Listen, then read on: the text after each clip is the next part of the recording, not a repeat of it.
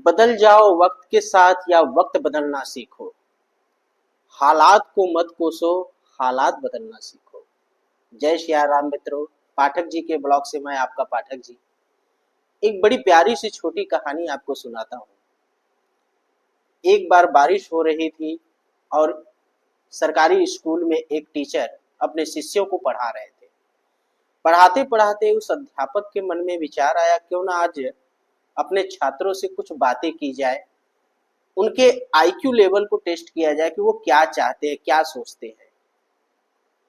Teacher ने तुरंत अपने पर्स से 100 का नोट निकाला और बारी बारी से सब स्टूडेंट से, सब बच्चों से सवाल किया कि यदि ये 100 रुपए का नोट अगर आपको मिलता है तो आप इस 100 रुपए के नोट का क्या उपयोग करोगे, अपने लिए क्या चीजें खरीदोगे। सभी से पूछे, किसी ने कहा चॉकलेट खरीदेंगे, किसी ने कहा बिस्किट खरीदेंगे, कोई लड़की शिष्या बोली मैं अपने लिए गुड़िया खरीदूंगी, डॉल खरीदूंगी, कोई लड़का बोला मैं अपने लिए जीप, कार, खिलौने खरीदूंगा। सब ने अपना अलग अलग जवाब दिया, अलग अलग प्रतिक्रिया दी। क्लास के एकदम आखिरी में एक बेंच पे बैठा हुआ लड़का सोच रहा था कि क्या ये सवाल मेरे से भी टीचर पूछेंगे। आखिरकार धीरे धीरे उसका नंबर आया। टीचर उसके पास गए। अब पूछे कि यदि आपको ये 100 रुपए मिल जाए तो आप क्या करोगे, क्या खर्च करोगे। लड़का खड़ा हुआ और बोला कि गुरुजी, मैं इस 100 रुपए से अपने माँ के लिए चश्मा खरीदूंगा। सारे क्लास के बच्चे हंसने लगे। टीचर भी हल्की सी मुस्कान से बोले, वो तो आपके पिताजी कर देंगे, आप इस 100 रुपए का क्या खर्च करोगे। लड़का थोड़ा मायूस और रुदन शब्दों में बोला, मेरे पिता नहीं है ना, मेरी माँ दूसरों के घर में बर्तन मांजती है, कपड़ा धोती है, घर में सिलाई बुनाई का काम करती है और उसकी आंख कमजोर है। कभी कभी सिलाई में धागा थोड़ा सा ऊपर नीचे हो जाता है तो लोग उन्हें 4 बातें सुनाते हैं। मुझे बहुत कष्ट होता है, इसलिए मैं अपने माँ के लिए चश्मा लेके जाना चाहता हूँ ताकि मेरी माँ को कोई 4 बात सुनाए नहीं, कोई डांटे नहीं। टीचर ये बात सुन के बहुत भावुक हो गए और स्कूल के सारे बच्चे भी बहुत भावुक हो गए।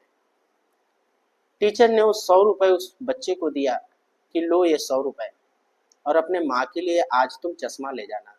लेकिन ये 100 रुपए मैं आपको गिफ्ट नहीं दे रहा हूँ, ये मैं 100 रुपए आपको उधार दे रहा हूँ। तुम जब बड़े हो जाना, अपने जीवन में सफल हो जाना, तो ये 100 रुपए मुझे लौटाना। ये मैं 100 रुपए तुम्हें उधार के रूप में दे रहा हूँ। वो दिन बीता। धीरे धीरे बच्चा खूब लगन किया, मेहनत किया, खूब पढ़ाई किया और 20 साल बाद जब वो लड़का कलेक्टर बन गया तो फिर वो स्कूल में आता है। इतिहास फिर दोहराता है। जब वो स्कूल पहुंचता है तो उस समय भी बारिश हो रहा था। कलेक्टर साहब की गाड़ी आके स्कूल में जब रुकी तो सभी अलर्ट पोजीशन पे आ गए। प्रधानाचार्य, बाकी अन्य टीचर, बच्चे कि कलेक्टर साहब किस क्लास में जाएंगे, क्या पूछेंगे, उनका क्या प्रतिक्रिया रहेगा। अब बड़े शालीनता से, सम्मान से कलेक्टर साहब अपने गाड़ी से उतरे और एक व्यक्ति से अपने उस पुराने टीचर के बारे में पूछा कि वो इस समय किस क्लास में है। कलेक्टर क्लास के पास पहुंचे और अध्यापक से विथ परमिशन क्लास में इंटर लिया। कलेक्टर साहब टीचर के चरण स्पर्श करते हैं, प्रणाम करते हैं और ऊपर उठ के हाथ जोड़ के कहते हैं, सर आपने मुझे पहचाना नहीं, मैं 20 साल पहले आपका वही स्टूडेंट हूँ जिसे अपने माँ के लिए चश्मा खरीदना था और आपने 100 रुपए उधार दिए थे। सर्वप्रथम तो मैं ये 100 रुपए आपको समर्पित करता हूँ और आपका सम्मान करना चाहता हूँ कि आपने मुझे जीने का एक ललक सा सिखाया, आपने मुझे सही दिशा में दौड़ना सिखाया।